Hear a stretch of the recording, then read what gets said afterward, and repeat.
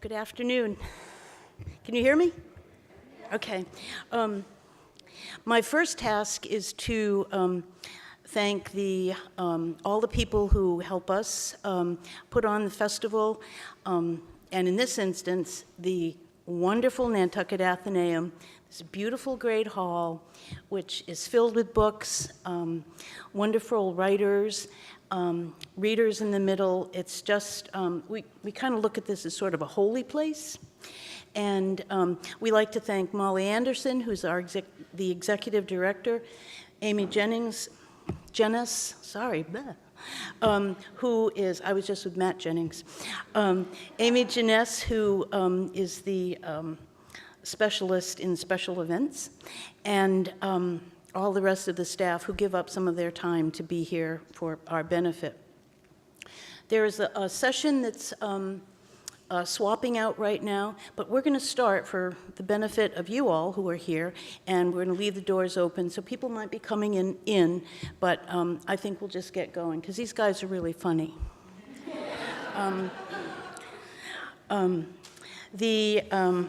The Typewriter Rodeo poets are Jody, Carrie Ann, David, and Sean, and around here we call them the Fab Four. They all have other work and responsibilities. They are teachers, professors, writers, lawyers, and they have spouses and family. Yet they created the Rodeo in 2013, and they've been traveling all over the world with their vintage typewriters, writing poems on the spot for strangers. How many people here have had a poem written by the Rodeo? All right, okay.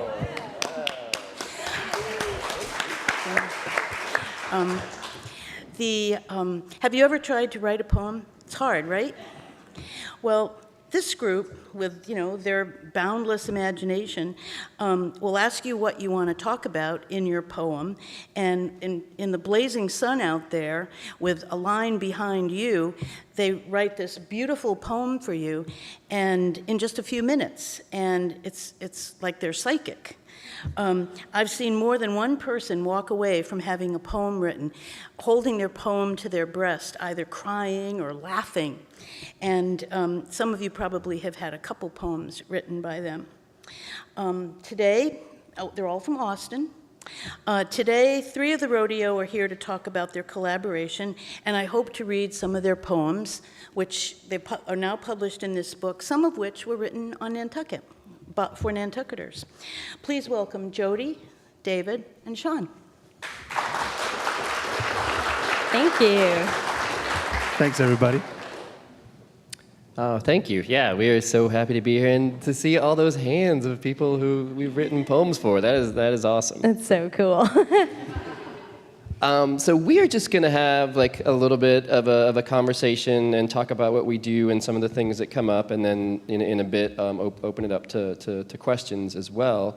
But I figured we'd start with one of the things that we always get asked, and that was sort of, how did this come about? How did we start the Typewriter Rodeo? And so, Jody or David, you guys want to take that? Sure, I can start us off.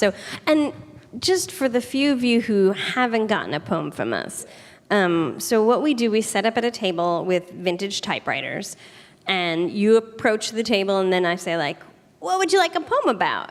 And you can tell me anything. It can be a word, it can be a phrase, it can be an idea. You can tell me a story or about a person in your life or something you're going through, whatever it is. And then right on the spot, we'll craft a poem in like 1 to 3 minutes. And then it's yours to keep. So that's the nutshell of what we do. And it's all on vintage manual typewriters. So yeah, that's right. No electricity. That's right. We operate without the benefit of demon electricity. Yes. Yeah, and so you get your copy of the poem, and that's it, right there. So that's what we do. Yeah, and we started up back in 2013. The Maker Faire was coming to Austin, big festival of ingenuity and creativity and inventions, and I was so jealous of all the people I knew who were going to be bringing their cool 3D printed robots and things to the festival, and I thought, I wish I could do something at Maker Faire. And then I thought, well, okay, I'm a writer, I do improv. What if we do something like, we could call it the Word Makers, and we'll write stories and poems and things. So I reached out to Carrie Ann, who's not here because she and her wife Shannon are on their honeymoon, which is awesome. I know, it's so awesome. And I said, hey, I'm going to do this booth at Maker Faire. Do you want to come join me? And she said, of course, and I have a collection of vintage typewriters. What if we brought them? I reached out to Sean. So Carrie Ann and I knew each other through like an Austin Mamas community. Sean and I had done improv together 19 years ago now. Davey and I knew each other through, he ran this really cool spoken word radio show on one of the Austin radio stations, and then he came and took one of my writing workshops. It was kind of a little random and magic. Mm-hmm. Yeah. But we were all like, cool, that'll be a fun use of a few hours, and we'll write some random stuff for people, and it'll be great.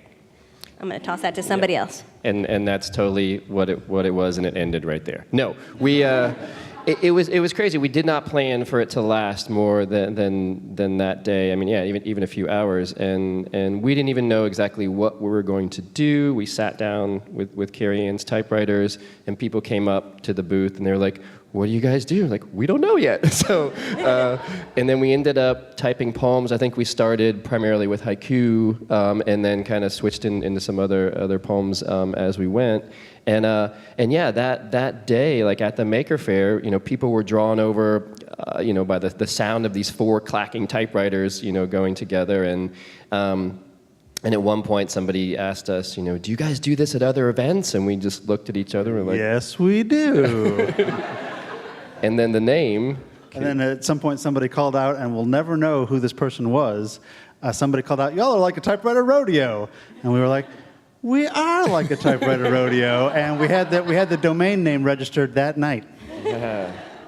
And it was crazy. And so the first few months, I think, after that, we did a few events. And then it started to catch on, by word of mouth. And then it just has been this amazing journey for us. We've gotten to do events all over the country, and in Mexico and places like that, and type poems for people, everywhere. So that's just been nothing like we ever could have imagined or planned, and I kind of like it that way. It's kind of like, poem. We have no idea what we're doing when we're starting a poem. We had no idea what we were doing when we started this, and just kind of go with it. Yeah. That's true. When we start off, we don't have time to plan out our poems with the situation that we're in, typing poems for people. When we type the first word of the poem, we hardly know what it's going to be about. We hardly know where we're going to go with it, and we're in the process of discovery as we write the poem, because that's the only thing we have time to do. And I think that is part of what makes it possible for us to do it in such a short time. People sometimes are sort of taken aback that we're able to do it, but I think that the fact that we have to do it so quickly and spontaneously is actually what makes it easy to do, kind of paradoxically. Yeah, that's true. If you gave me your poem topic and said, I'll see you back here in a week, I can't wait for your perfectly crafted poem, I think I would run away. I wouldn't do it. Yeah. But on the spot right there, sure, I can do all kinds of stuff. And there's something about turning off your internal editor. We do a lot of we're going to make mistakes. Like we always say that the mistakes are nice bonuses. They're free. Mm-hmm. The typos. Included with the price of purchase. That's right. Every typo. You get all the typos. You get to see the weird key things that each of our typewriters does. Mine sometimes lately, it just every so often it'll just smush a few letters really close together, and that's one of the nice little quirks. My typewriter, the G key doesn't work anymore, so after the poem is done, I have to go through by hand and write in all the G's. Or just never use any words that have G. That's right. Write a poem about Google. Nope, I can't do it. Oh.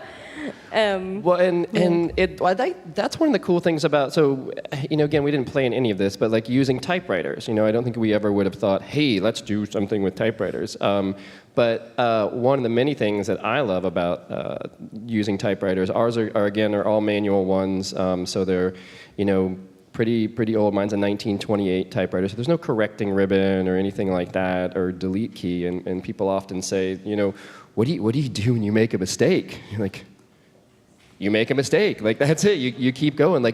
You can maybe X it out if you notice, but a lot of the times it's there. And that's one of the cool things about a typewriter is once it's on the paper, there's no taking it back, right? For me, that's kind of like life. Like if you make a mistake in real life, you can't take it back. You don't have a time machine. You can go back and erase that, right? So you just go with whatever comes out. And sometimes that can lead into really cool places for the poems that you never would have expected. So it's one of the things that I love about using a typewriter, I think. And one of the things that I've come to love, but can be a bit scary about using a typewriter, is when you're typing, people can see what's coming out of that typewriter right at the same time that you're typing. It's almost like they can see into your thoughts as you're doing that. So I have people who will lean forward and watch as I'm typing, and I'll be like, okay. At first I was like, this is, they're like in my brain right now. But it's also kind of cool. It forces you to keep going, and it's, if you make a mistake, they see it, and everybody makes mistakes, and that's part of life. And I think it's what makes what we do kind of sort of real and authentic. Like we don't hide anything with what we're doing. So. Yeah, I wonder if we talk about making the book. And the Ooh. book. We made a book. Yeah.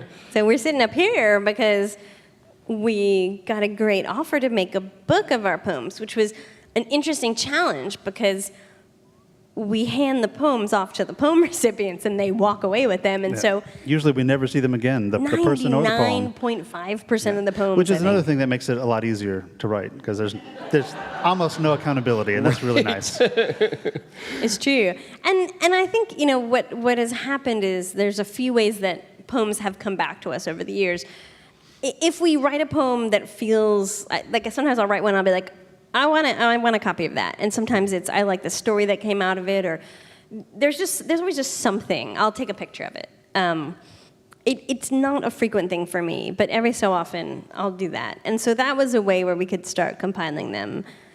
And some, go ahead. No, you go. That come back to us on social media, like people will post them on Facebook or Instagram or things like that. And which we love. We do love that, yes. And we did for a while. We had a mailing list, and so we could keep in touch with people for a little while, but I forgot why anyways, we haven't done that in a while, but we used to do that. So yeah, the collecting these poems, it's kind of like the tippy tip of the iceberg of what's out there for us. And I think that's kind of cool too, that there are all these poems that we've written that are out there, on people's refrigerators, maybe on their walls, hopefully not like in their trash can or anything like that. But lining their birdcage. Yes, and they could be, and they're all over the place. And it's just such a cool thing. One of my friends who's in Austin, she's a dog walker.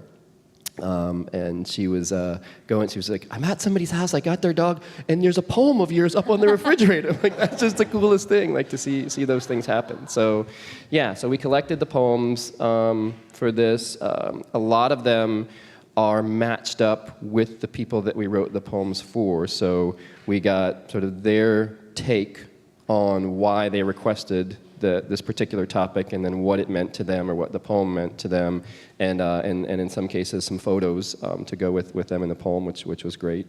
And other ones are not matched up. Yeah, with some people. of them are ones that we sent out into the world. We took a picture of, and we have no idea who the recipient was, but we have it, and we tried to find them, and it's pretty virtually impossible.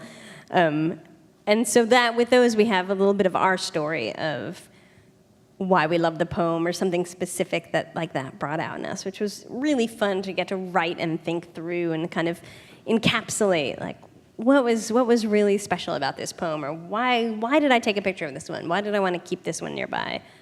I was looking there's my favorite poem that we have in here for how we got it. Oh yeah. So it's this one, and so this was last May, so a little over a year ago. I was in Portland, Maine, and I took a ferry to this island called Peaks Island, which is just a small island off of Portland, Maine. I'm sitting there on the ferry, I'm by myself, and I have a T-shirt on that says Austin City Limits Music Festival. And these two women end up sitting next to me. It's like a small ferry, and they sat next to me and like, oh, yeah, are you from Austin? I'm like, yeah. I'm like, oh, so are we. I'm like, oh, that's really cool. And so we start talking, and somehow it came up about Typewriter Rodeo, and they're like, oh wait, you're the ones who do the poems on the radio. I'm like, yeah, and they're like, we were at an event, and this woman Carrie wrote us a poem. It was called Two Acorns Fall in Love. And I was like, oh, I remember that. Carrie loved that poem, but she never took a picture of it. She just told us about it. We're like, yeah, that's us. And she wrote it for us, a year ago. And now we just got married and we're on our honeymoon here. And I was like, oh my gosh, that is amazing. And then we were talking and I was like, hey, so we're making a book. You guys want to be in the book? And they're in our book, and they sent us this picture of them right there, and a picture of the poem. And I was like, no, that's kind of the cool, serendipitous thing that makes what we do and sometimes really, really special. So we got all these poems and put them in a book. And yeah, anything you want to say Now there's about a book. Should we each maybe read one from the book? Sure, we can do that, yeah. Okay, let's do it. Do you have one that you have in mind that you want to read, or? Sure, I can start. Okay, All good. right, yeah. So there's a few different things that happen on a recurring basis with what we do, and they're also fun. One of them is when someone will ask for a poem about something that they know something about, but we don't. For example, there is a poem in here for a woman who is an archaeologist of Mayan ruins. And so she wanted a poem about that, and I knew nothing about that, so I got to ask her some questions about it, and got some really great details, and so I get to learn things that way. That's in this book. Sometimes people will ask for a poem about something that we know something about, like I'm really into space, and so maybe like a kid or somebody will ask for a poem about space, and that's really fun for me. And then sometimes we're asked for a poem about something that we know nothing about, and we just go with it. We just write what we can.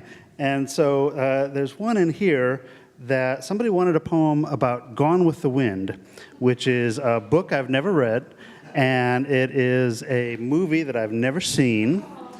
And but I felt like I knew a thing or two about it. So let's see if I can find that one. Yeah, here it is. Gone with the Wind for Shantini. I've never read it, but I'm pretty sure it's about some lady with red hair. They called it Scarlet back then. And how she was having problems because the wind kept blowing her hair away. She was practically bald. But luckily, she had this friend, Tara, who would go out to the cotton fields behind her big white house. Maybe it was the actual White House, I'm not sure.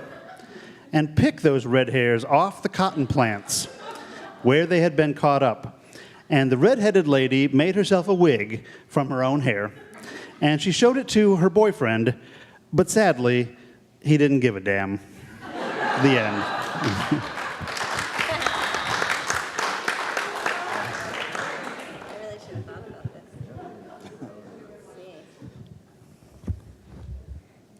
I really should have thought about this. I should have like a set of page numbers in my head. Sean, if you know of one, you can take it from me. I was trying to think of one of yours. Oh, I appreciate that. Yeah. Let's see. I'll find something weird. Go for something weird. Let's see. Okay, here we go. Oh, yeah, that's a good one. This one is, I haven't actually read this poem in months, so this will be fun. We did an event at the Dallas Museum of Art, and they do this like once a month, big open at night, and people come and hang out in the art museum at night, and it was fantastic, and like some absurd number of people were there, like 10,000 people or something. And what was really sweet was we set up, in like the first 15 minutes, as we were right before we started, there was this group of teenagers who were just hanging out waiting for us to start. And I was like, here's this group of teenagers on like a Thursday night who've decided that where they want to be is the art museum, and they're anxiously waiting for the poets to start typing. And that is some good, magical teenage goodness. So they promptly sat in front of us like they were our only audience for, I don't know, it was a while. Yeah. Before like throngs of people came. But in the beginning, it was just them. Just them, yeah. And kept so they coming would back. just keep coming back around, just more and It was more. awesome. Yeah. And So this one was one of the topics that. trying to challenge us, right? Yes, so they were very much like, let me challenge you, which is great fun. Like the poems where people are like, oh, this is going to be really hard. Well, the truth is, giving us a weirder topic actually gives us some really interesting like parameters and boundaries to work inside of. So it's actually fabulous. So this one, they said, well, I want a poem called "Cats Wearing Sweater Vests." And I was like, They're like, do that one. game on, because we write a lot of poems about cats, a lot of lot. poems about cats. But And- not nearly as many as poems about dogs. Like in this kind of order of most popular poem requests, you got like dogs, people's dogs. They'll show us a picture a lot of times. Kids, spouses, cats, dogs. Dogs are like, they inspire poetic goodness. This dog over here is like, this adorable dog over love here. Yes. He was like, just back. want to go curl up and like know. rub his belly. It's all. Totally, yeah. All right, so this is Cats Wearing Sweater Vests. 17 hours. This is the amount of time I have spent licking my own shedding fur off my body, my fantastic, fantastic, stretchy body. And then here we are in this dance of human and feline, and you have gifted me with an entire other extra layer of fur. And granted, it is quite colorful and remarkably patterned, and I would love, truly love, to see the poor creature you culled it from. But darling, this grooming is hard work, and it's going to take me at least 46 hours to lick this whole thing off.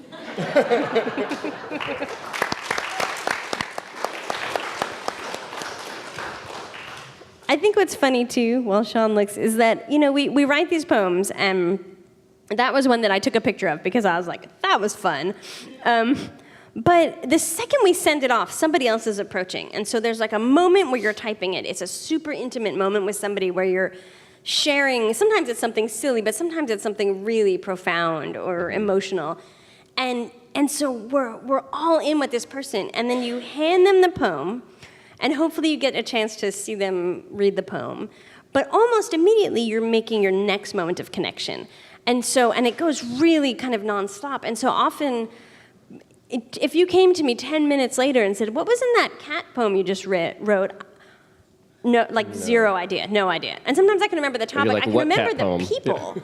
Like, I'll know. I'm like, oh, I wrote you a poem. But what I actually did, no memory at all. So that one is fascinating because I have no memory of it. I love it. I like it a lot, but I don't remember actually writing any of it. Something that happens here in Nantucket, which is just so delightful, is people will come and say, you wrote this poem for me last year or a couple years ago, and I just wanted to come and say that I still have it hanging up, or it still means something to me. And for some reason, that happens here more than almost anywhere else, and it's really rewarding when that happens. Yeah, this island is magical. Yeah, it really is I don't know if special. you know that, but it's pretty magical.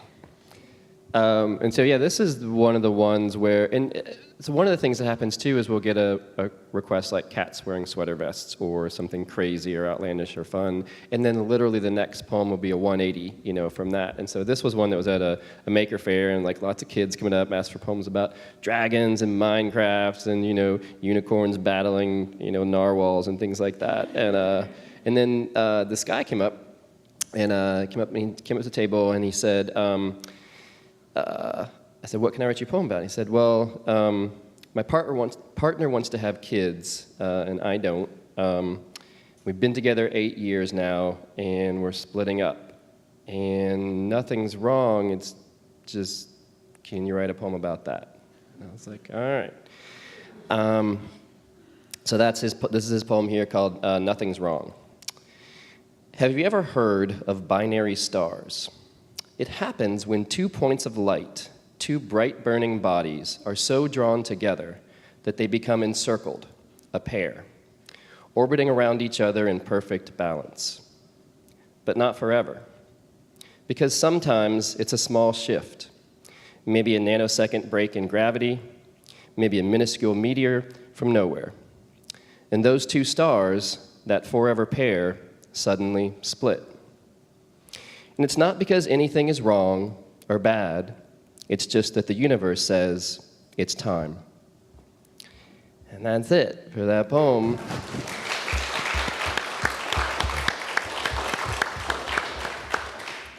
And I handed that, I snapped a photo of the poem because I liked it in the moment, and then I handed the poem to that guy, and it was the next person in line. I never got to see him read it, never saw him again, no idea what happened with that poem or that guy, so, which is one of the many times that happens with what we do. So, yeah, it's cool.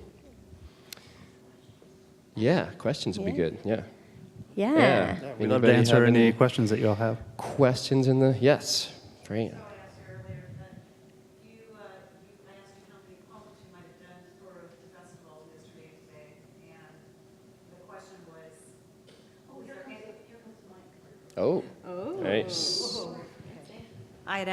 Is that okay? Yeah. I had asked you how many poems you did yesterday and today, and you said about 90 or something like that. And then I asked you, was there any poem that you would have liked to have taken a picture or kept? Yeah, we did about 90 poems today. Yeah. So, And I don't know how many you get yesterday. 60 yesterday, something like that, 50 or 60. I don't know. So I think it may be different for each one of us. So if I have a poem that particularly strikes me for some reason, I'll take a picture of it. Or if there's the story behind the poem that I really like, even if I don't know how thrilled I would be seeing the poem again, I'll take a picture of that. So I don't know. Who knows? I mean, I took pictures of maybe, I don't know, 5 or 6 poems today and three or 4 yesterday. So, and then again, like that, other ones could come back to us, on social media or whatever. And if you ever get a poem and we haven't taken a picture of it, it doesn't mean we didn't like it. Yeah, that's really true. That's So really make true. that point. I've had that happen so many times where I'll take a picture and they'll say, well, why'd you take a picture? And like I say, well, because I take a picture of ones I really liked. And then inevitably, someone says, well, you didn't like mine because they're still standing there. I'm like, I loved yours. Next. No, it just happens. Yeah, I often take a picture if it's something just kind of slightly off of center from what I usually do or something. So it's when where I'm like, oh, that's really different. And I want to kind of remember this later. I took one picture today. I don't remember what it was. I've been sitting here trying to think. And I didn't take any because I always forget to take pictures of them. I don't know why. It just doesn't occur to me, even though Sean has reminded me many, many times that I should probably take pictures. I used to handwrite a note to Davey in the thing of take photos. I would just slide it down the table. No, I'm the worst. And he would see that when we'd finished up the gig. Oh, look at that note. Yeah. Yeah, but yeah, that's a good. I mean, very few. Yeah, in the back. Oh, yeah. So I've never seen you work. My sister has your poetry, and I'm sorry I missed wherever you were typing away today. So my question was more logistical. I sort of assumed you guys would have bounced, you would have create a poem together. But it sounds like you all work independently, just next to each other. Yeah. Correct. And do you ever then work together? Would you like to? Do you think that would work? No. Think about it. Although I think it is really important to us that we are at the same table. Like sometimes at events they want to put one of us over here, one of us over there. We don't like that.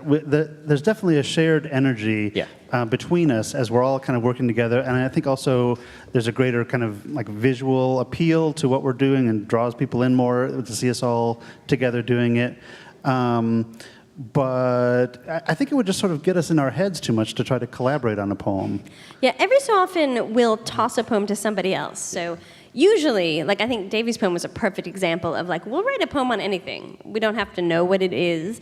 But every so often, if somebody else is basically free and I know it's something they love, I'll toss a poem. So a Doctor Who poem, I will always toss that to Sean because I know that he's going to have so much fun with that in a way that I'll write a poem, but it won't have kind of the nuanced meaning. So we'll occasionally do that. And every now and again we've done one where we put a line or two and passed it down the line, and it's okay. But the truth is, the gimmick, because there'll be someone who's oh, try this, and I'm okay, well that'll be fun.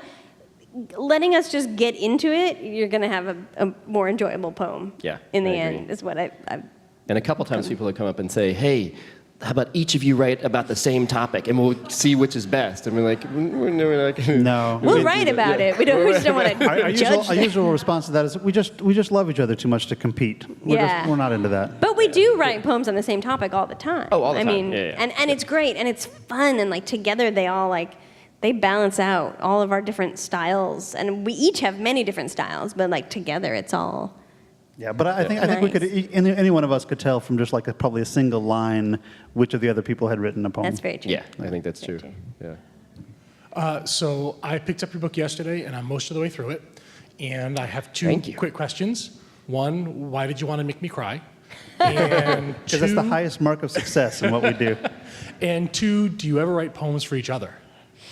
Oh. Every now and again, very rarely, like I have a very vivid memory of writing, but You wrote me You wrote a one. poem for Sean? I did. Yeah. I wrote a poem for Sean. But it was about you. It was it was called An Ode Upon Why Davy Does Not Take Pictures of His Poems. We I will sometimes write each other really short, funny poems Yeah. about like something that's going on, or if like we're at a gig or an event, and it's like a downtime, and we'll try and like make each other laugh with a short Or poem. like a warm-up poem before something starts? Yeah. Yeah, if there's downtimes, it's funny because it like when it's really intense and nonstop when we're typing, and when there's a lag, it can kind of make your energy flag really fast. So yeah, sometimes like if we're in an event and there's like some kind of other activity happening over there, like I'll write a quick poem about the caricaturist and send it over to Sean or something. So quick, is this But Only to Sean, apparently. I'm gonna start typing you more poems. I guess. On like the making you cry thing, I think that's one of the unexpected amazing things about what we do is for whatever reason, we will have people who come up to us and we're complete strangers, and they'll ask for a poem about cats wearing sweater vests, or they'll ask for a poem like that guy did, or something even more personal and intimate. And maybe it's easier sometimes sharing things with strangers, people you don't know. And so for some of these poems, there is this intense emotional connection and sharing and vulnerability. And so, yeah, I mean, there's a lot of emotion in some of these, and that comes from what people will share with us, which, again, I think is one of the most amazing things that we get to do with this. It's really humbling, and it's an honor. I just have a kind of a great follow-on question to that. He had a great intro for my question. I was really thinking about, after you do this, I don't know if you do it for an hour or 2 hours, are you just emotionally exhausted because you go from cats to someone's death to whatever? Mm-hmm. Sometimes, yeah. Yeah. I mean, I think for me, it actually hits a level of physical exhaustion earlier. It's a lot of work physically, like just typing on a manual typewriter it requires arm strength and such. And the quality of the chairs that we have makes a Chairs. huge difference. We need to bring these chairs. Yeah, to these wherever are we go. awesome. These are the best. So good.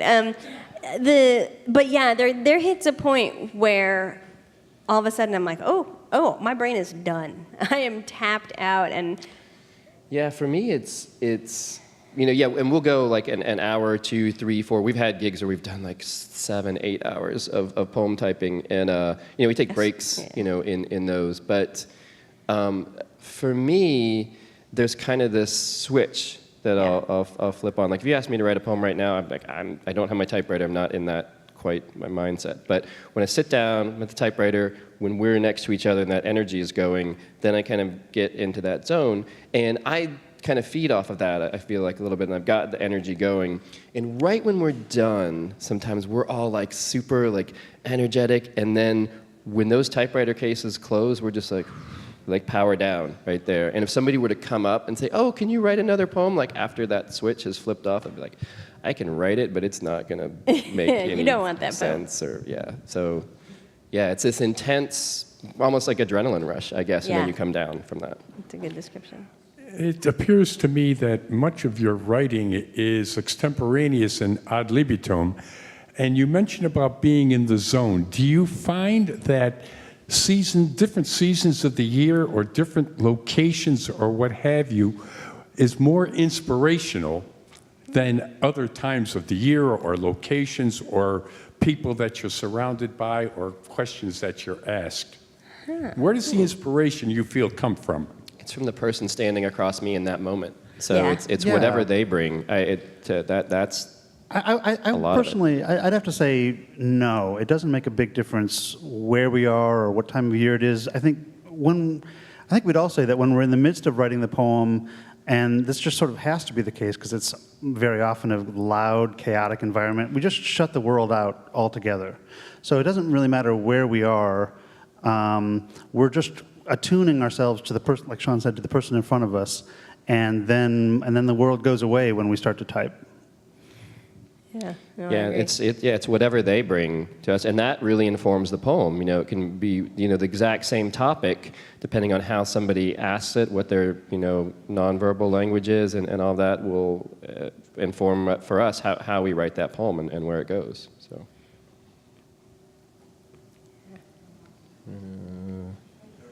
You got the microphone? Yeah.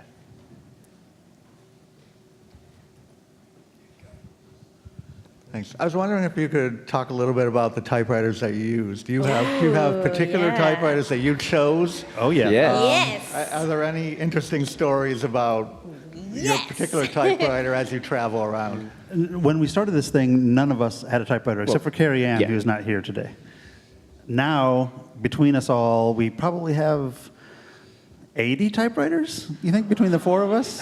Something like that? Probably, yeah, a lot of typewriters. Some of us have more typewriters than others, but there's nothing wrong with that. Open my own museum someday. So my main machine, and I got this like after just a month or two of being with the rodeo. I decided, no, this thing is actually happening. I need to have my own machine. I can't just be borrowing Carrie Ann's all the time. I happened to be walking by this sort of thrift type antique store in Austin, and that week they were having a big display in their front window of typewriters. And I saw this one in there, and I knew immediately that this was the one. It was the only one in the display that really called to me. It's a 1941 Royal Quiet Deluxe, black matte finish.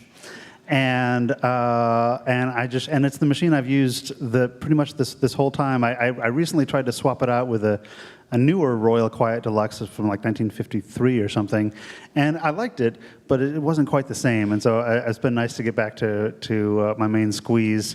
And sometimes I like to ask people, try to think of literally anything manufactured today that is still going to be in good working order in 75 years. Nothing. But these machines will work after we're gone. Yeah. My typewriter was a gift from my mother-in-law. It was hers. It is a 1970 Lytton Imperial. It's the baby of the bunch by far. It's like a light blue, like the piping of my dress. So my in-laws are family practice doctors who lived in the UK, and they emigrated to Texas in 1975 when my husband was 2 years old. And before that, in the UK, so this typewriter is a British typewriter. It's got a pound, like the dollar, the pound symbol. Now, I'm not talking about the hashtag. We can't hashtag on a typewriter. But it has like the pound key on there. My mother-in-law, Judith, used it. She was the medical advisor for Penthouse Forum. So, yeah, if you had a question for Penthouse where a doctor's input would be valuable, they sent those to my mother-in-law, and she answered those questions, and now she likes to tell us about them in graphic detail. She's fabulous, but she gave this, so once we started Typewriter Rodeo, she was like, oh, I have a birthday gift for you, and gave me this typewriter. And I also have tried to use different ones, and I have a couple really pretty ones, too. I mean, mine is totally pretty, but I've got like this pink royal and a really cool, I don't know, I've got a few that are really lovely, but this one I've described it as feeling like my handwriting. It feels right, and I try and type on other people's typewriters even, and it's like I can't write the same poems, so yeah. That's why.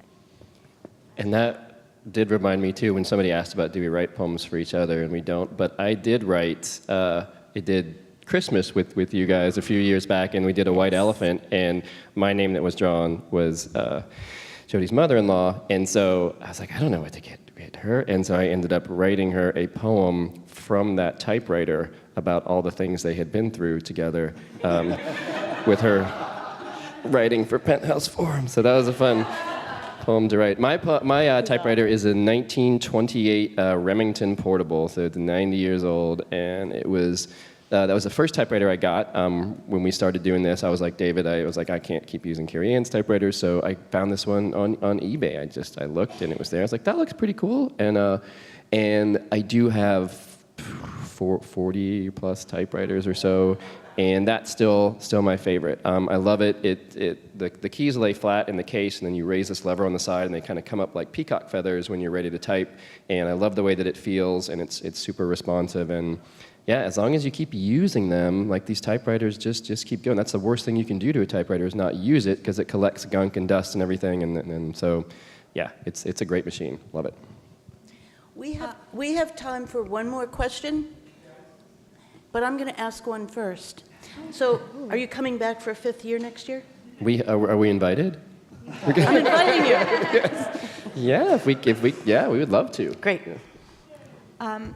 I wanted to know, I would think that when people are coming up to you, they would say, I want to do this too. Can I join your group? Or can I start a group like this someplace else? Once in a while. And then also, do you ever meet other writers who say, can I be a guest poet for this week or this event? Yeah, I mean, that does happen sometimes. People come up and ask us about not that frequently. Not that often. We do have some folks in Austin who, 'cause sometimes we'll have a lot of gigs that we get asked to do, or there's super big ones that need more people, and so we have some other people that will join us from time to time, and We call they're them awesome. our reservists. Yeah, and they're great. So we do that sometimes. Yeah.